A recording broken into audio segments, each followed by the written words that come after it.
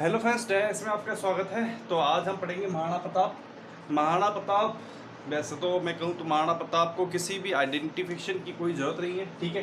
तो महाराणा प्रताप में आप में खुद एक आइडेंटिफिकेशन है, ठीक है। सबसे जो प्रतापी शासक माने जाते हैं राजस्थान के, तो राजपूतों में जो माना जाता है महाराणा प्रताप को, ठीक है। महाराणा प्रताप का जन्म हुआ था 9 मई 1540। अभी हाल ही में उनकी जयंती भी मनाई गई है, आपने देखा होगा।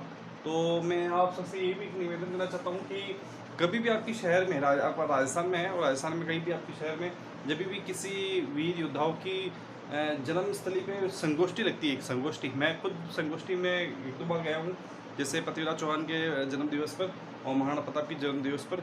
इस बार संगोष्ठी हुई है, ऑनलाइन हुई है। तो आप भी संगोष्ठी में जाइए। वहाँ क्या होता है कि अलग अलग रिसर्चर होते हैं। रिसर्चर्स से हमें पता चलता है कि पृथ्वीराज चौहान या फिर महाराणा प्रताप, इनके बारे में काफ़ी जो वहाँ पे जो स्टूडेंट आते हैं, स्कॉलर जो आते हैं, जो रिसर्च करते हैं, उनसे काफ़ी सुनने को मिलता है, काफ़ी अच्छा इनके बारे में जानने को मिलता है और हकीकत जानने को मिलती है, ठीक है।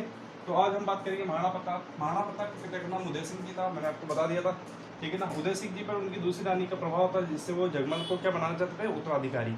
पर क्या हुआ, जगमल को उत्तराधिकारी बनाना चाहते थे, पर जब महाराणा प्रताप क्या जो बाकी के जो सामंत थे, जो बाकी के सरदार थे, जैसे कि महाराणा प्रताप जी के नाना जी थे खीराज जी, ठीक है ना, राजा हमीर और जो ग्वालियर के राजा थे, वो भी क्या चाहते थे, महाराणा प्रताप को ही जो है मेवाड़ का राजा बनाना चाहते थे। तो क्या हुआ, ये इन्होंने क्या करा कि इन्होंने क्या करा, इन्होंने राज्याभिषेक कर दिया गोकुलधाम में। किसका, महाराणा प्रताप का। किन किन ने, बहुत सारे सामंत थे, जैसे इनके नानाजी अखिराज जी थे, ठीक है। उसके अलावा मैंने बताया ग्वालियर के राजा थे। तो इन्होंने क्या करा, गोकुलधाम में राज्याभिषेक कर दिया 28 फरवरी 1572 को। कमर पर एक शाही तलवार, मैंने यहाँ एक चीज़ को लिखा है कि कमर पर शाही तलवार कृष्णदास चुड़ावत ने बनाई।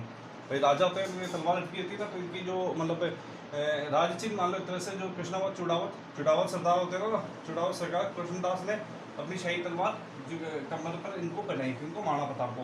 मैं ये बताना भूल गया कि महाराणा प्रताप का जो जन्म हुआ था वो कुंभलगढ़ दुर्ग में हुआ था, ओके, कुंभलगढ़ दुर्ग। उसके बाद में बात करूँ तो राणा प्रताप और जगमल, अब देखिए यहाँ पे इनको तो राज्याभिषेक कर दिया। अब यहाँ पे कौन था, जगमल था मेवाड़ के उस समय, चित्तौड़ पे। तो जगमल और राणा प्रताप युद्ध होना, उत्तराधिकारी का युद्ध होना समय तक की बात है, ठीक है ना। तो दोनों के बीच में उत्तराधिकारी युद्ध हुआ, इसमें राणा विजयी हुए। फिर क्या हुआ, जगमल यहाँ से भाग के अकबर के पास चला गया। जब राणा प्रताप का जब राज्याभिषेक हुआ रियल में, जब चित्तौड़ के अंदर, तब वो अकबर के पास भाग गया जगमल। उसके बाद बात करूँ तो इनके घोड़े का नाम चेतक था। सबको पता है कि इनके घोड़े का नाम क्या था, चेतक। इनके एक हाथी भी था, उनका नाम था राम प्रसाद। राम प्रसाद के बारे में बात करूँ तो आप सबको पता होगा कि हल्दी घाटी का युद्ध हुआ था। तो हल्दी घाटी के युद्ध में राम प्रसाद जो महाराणा प्रताप का हाथी था, उसने भी काफ़ी भयंकर युद्ध किया था। पर जब हल्दी घाटी का युद्ध समाप्त हुआ, तब जब मुगलों की विजय हुई, सब ये कहना सही नहीं, लेकिन ठीक है, हुई थी विजय, ठीक है, मुगलों की विजय हुई। तब क्या हुआ कि महाराणा प्रताप ने ये जो इनके जो हाथी है राम प्रसाद, इनको ये ले गए साथ में, और इसका नाम भी परिवर्तन कर दिया था, मतलब इसका धर्म परिवर्तन कर दिया था, मैं बोलूँ तो। नाम था इसका हिंदू, पर इसका नाम परिवर्तन कर दिया था, इसको धर्म परिवर्तन कर दिया था। और जब खुद के पास में रखा था, पर बोला जाता है कि फिर इसने बहुत दिनों तक खाना नहीं खाया, फिर इसकी मृत्यु हो गई। तो इसकी स्वामी भक्ति देखिए, मतलब इसने खाना नहीं खाया उस समय तक। तो हाथी भी उस समय कितनी स्वामी भक्ति दिखाते थे। अब यहाँ पे देखिए क्या हुआ, सबसे बड़ा युद्ध हल्दी घाटी का युद्ध। मेवाड़ की बात करूँ तो सबसे भयंकर युद्ध सामने आता हुआ था हल्दी घाटी का युद्ध। इधर थे मेवाड़ के महाराणा प्रताप, इधर थे मुगल सम्राट अकबर। अकबर चाहता था कि महाराणा प्रताप जो है मुगल की अधीनता स्वीकार करे, ठीक है, और उसके दरबार में आए। पर मेवाड़ महाराणा प्रताप ये नहीं चाहते थे, वो किसी भी विदेशियों को अपने मतलब उनके अधीन नहीं जाना चाहते थे, मेवाड़ को उनके अधीन नहीं करना चाहते थे। काफ़ी राजपूत राजा अकबर के साथ मिल गए थे, पर महाराणा प्रताप को उनकी अधीनता स्वीकार नहीं थी।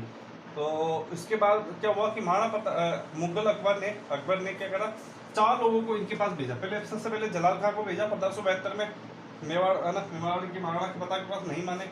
मान सिंह को भेजा, ठीक है, महाराणा प्रताप के पास। फिर मान सिंह का काफ़ी यहाँ में मजाक भी उड़ाया गया थोड़ा, ठीक है। फिर भगवत सिंह के पिताजी को, मान सिंह के।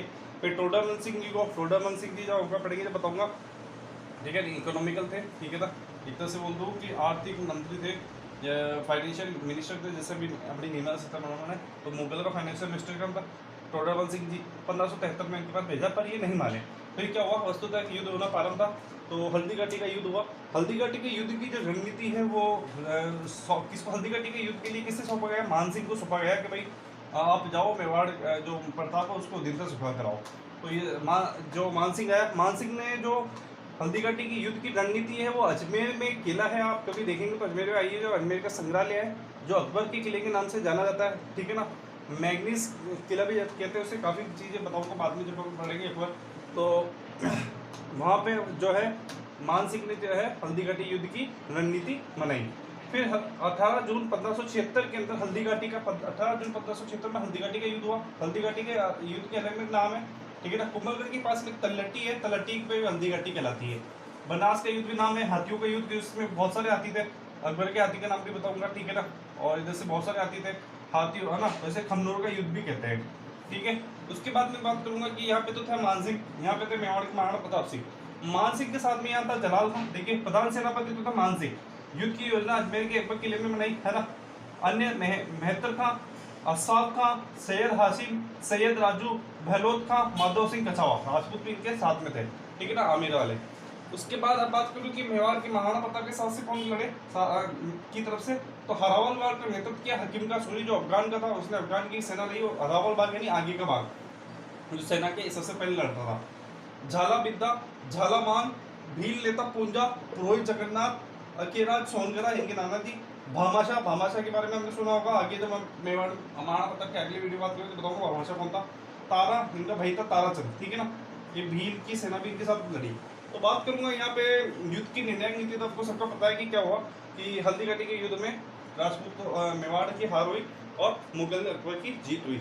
इस युद्ध में क्या हुआ कि यहाँ पे जब मुगल सेना हार रही थी, मैं बात कर रहा हूँ कि जब मुगल सेना हार रही थी तो क्या हुआ, जब सेना वैसे बात की जाए तो अगर एक अकबर मुनत ने एक मैं बताऊंगा कि एक कवि उन्होंने बताया था कि यहाँ मान लीजिए यहाँ तो एक था, यहाँ चार थे, मतलब एक 4 मुगलों से एक राजपूत राजा लड़ रहे थे, 4 मुगल सैनिकों से एक मेवाड़ का सैनिक लड़ रहा था, 1:4 का रेशो था। पर फिर भी क्या हुआ, राजपूत इन पे भारी पड़ने लगे। जब राजपूत इन पे भारी पड़ने लगे मुगलों पर, तो क्या हुआ कि यहाँ मुगल हार रहे थे, तब मित्र खान ने अकबर के आने की झूठी खबर दे दी। भाई जब वो सैनिक हारने लग गए तो उन्होंने बोला कि नहीं अकबर आ रहा है, अकबर आ रहा है। तो अकबर जब कोई राजा आ जाता तो एक तरह से नई ऊर्जा का मोटिवेशन मिलता है कि हाँ नहीं वो आ रहा है, तो नई ऊर्जा से ये मुगल सेना लड़ने लगे। उसके अलावा क्या हुआ, आसफ खान ने इसे जिहाद का नारा दे दिया, जिहाद का नारा यानी धर्म का युद्ध दे दिया। तो धर्म के लिए सभी में वापस जोश आ गया और वो दुगने जोश से वापस लड़ने लग गए। जब वो भाग लेते ना तो उनको जोश दिलाया, नारे दिलवाए। तो सेना में जब ऐसे नारे वारे जाता है तो जोश दिया जाता है, तो ये वापस युद्ध करने के लिए लड़ने के लिए तैयार हो गए। फिर क्या हुआ, यहाँ पे जब मेवाड़ जब युद्ध हारने लगा तो महाराणा प्रताप को यहाँ से जाने के लिए बोला गया। महाराणा प्रताप नहीं माने, फिर भी इनको जाने के लिए बोला गया और महाराणा प्रताप को यहाँ से युद्ध से निकाला गया। तो महाराणा प्रताप गए और चेतक पे सवार होकर गए। उसके बाद में क्या हुआ कि जब ये गए तो अभी जैसे राजा चल जाता है तो क्या हुआ, युद्ध भी खत्म हो जाता है। पर क्या हुआ यहाँ पे जैसे प्रताप गए ना, तो प्रताप की जगह ना, प्रताप की जगह यहाँ पे झाला बिद्दा को, मैंने यहाँ पे लिखा भी है, कहाँ लिखा है, झाला बिद्दा को क्या हुआ प्रताप की जगह बैठा दिया। झाला बिद्दा है ना, इनको ना क्या करा, मुकुट पहना दिया, किसका, ठीक है ना।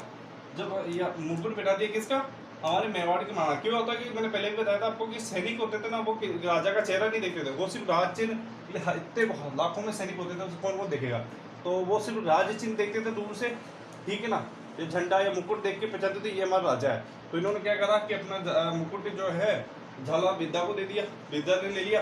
और बिद्दा फिर क्या हुआ, जब चेतक पे बैठ के महाराणा प्रताप निकल गए तो बिद्दा की यहाँ पे, ठीक है ना, बिद्दा जी वीरगति को प्राप्त हुए। मैंने लिखा भी है, राणा जी से चेतक के साथ निकल गए, झाला बिद्दा ने मुकुट धारण किया।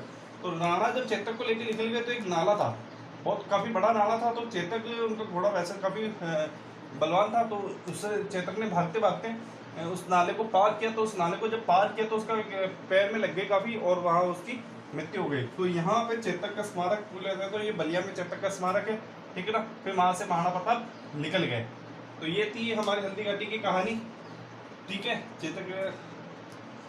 और इसके बाद जो अगली है कि महाराणा प्रताप ने आगे जाके क्या किया क्या नहीं किया और कैसे महाराणा प्रताप की मृत्यु हुई, ठीक है ना। मृत्यु कहूँगा क्योंकि उसमें वो कहता है कि वो एक धनुष है उसकी प्रतिष्ठा लगाए थे तो उनकी छाती में कई आंतरिक चोट है, इसके कारण से वो गुजर गए।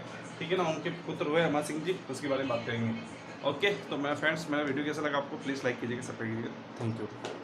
महाराणा प्रताप की जय।